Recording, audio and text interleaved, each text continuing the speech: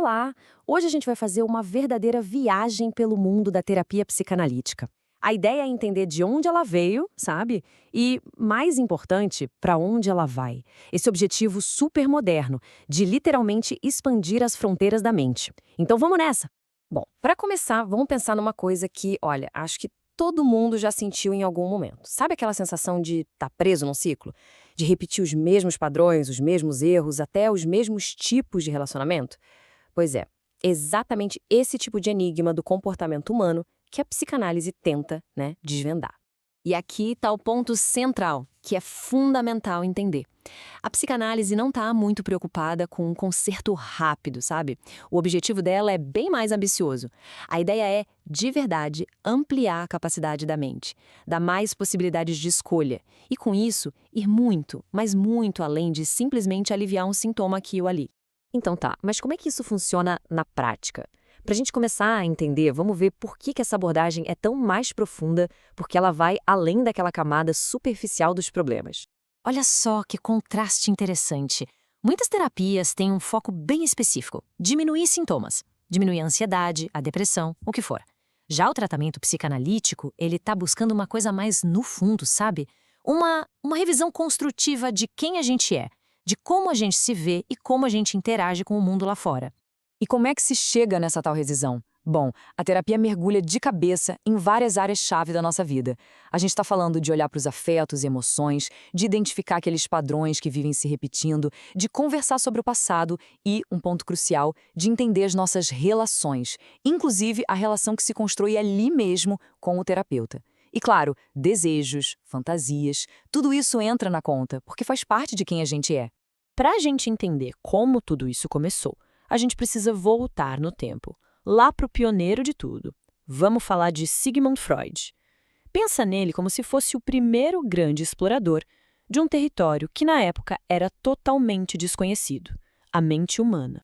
E a jornada do Freud foi uma baita evolução, viu? Não foi uma ideia que surgiu do nada. Tudo começou lá em 1882, com ele investigando a hipnose, aquela ideia de aliviar sintomas pela fala, a tal da catarse. Mas aí ele viu que a hipnose tinha seus limites e desenvolveu a associação livre.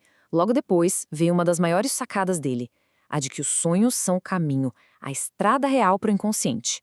Mais para frente, em 1914, ele bateu o martelo. O coração do tratamento é trabalhar com resistência e transferência.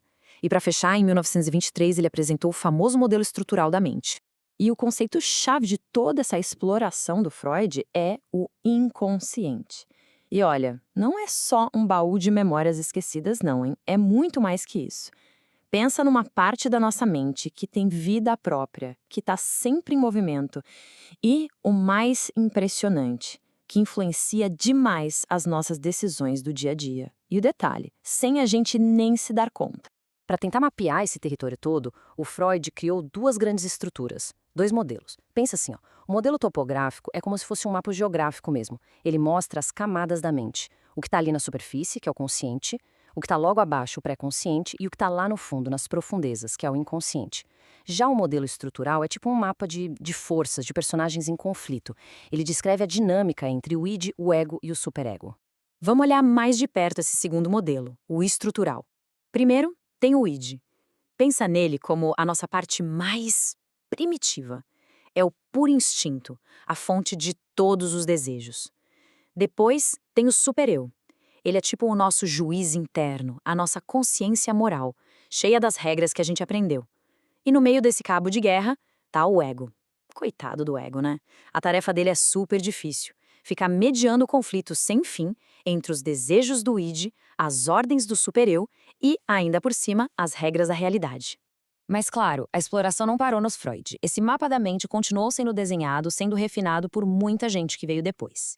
Então vamos avançar um pouco no tempo para ver como essa história continuou. Olha, tem muita gente importante, mas dois nomes se destacam bastante. A primeira é Melanie Klein. Ela fundou a Escola das Relações de Objeto.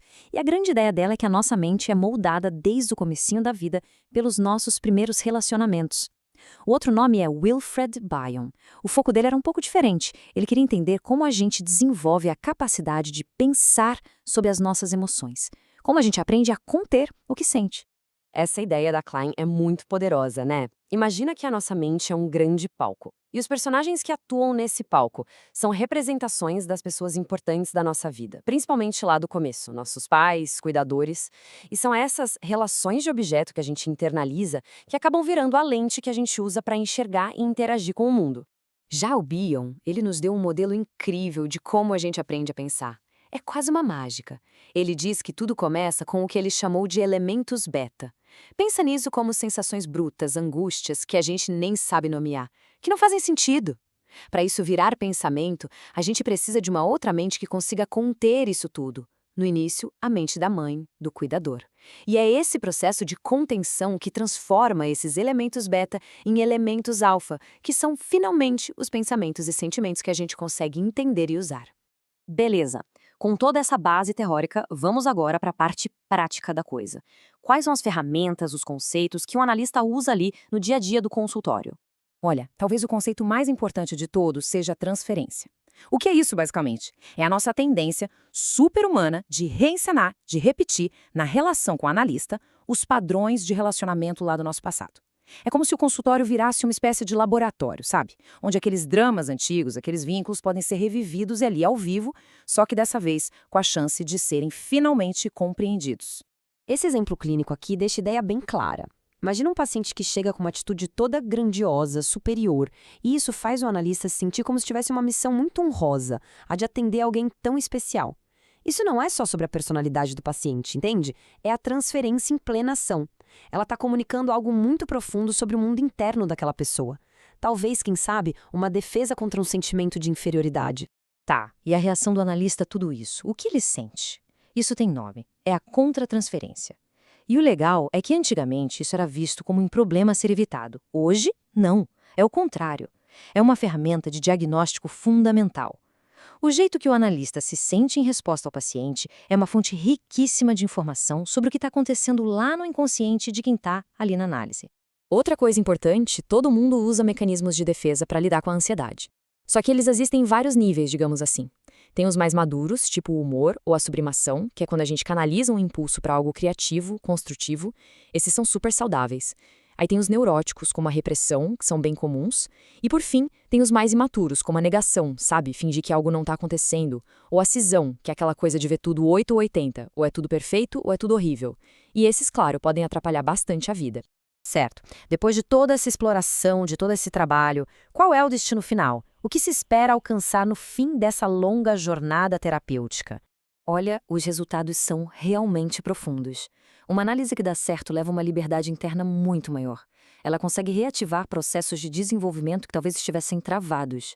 A gente aprende a se adaptar melhor, a usar os próprios recursos internos com mais sabedoria e, principalmente, a capacidade de refletir sobre a própria vida e sobre si mesmo melhora absurdamente. E essa citação aqui resume tudo de forma perfeita. A experiência que se vive ali na relação terapêutica não é só para desabafar ou falar de problema. É para criar ativamente uma chance de fazer uma revisão construtiva de quem se é. É sobre ter a chance de reescrever a própria história interna, só que de um jeito mais livre e mais saudável. E só para registrar, toda a base para essa nossa conversa de hoje foi tirada do livro Psicoterapias, Abordagens Atuais, na sua 4ª edição. É um material excelente que aprofunda muito mais cada um desses pontos. E para a gente fechar, fica uma reflexão. Se é verdade que o inconsciente está o tempo todo tentando se comunicar, seja por sonhos, por padrões que se repetem, por sentimentos que surgem do nada, a grande pergunta que fica é: o que será que ele está tentando dizer?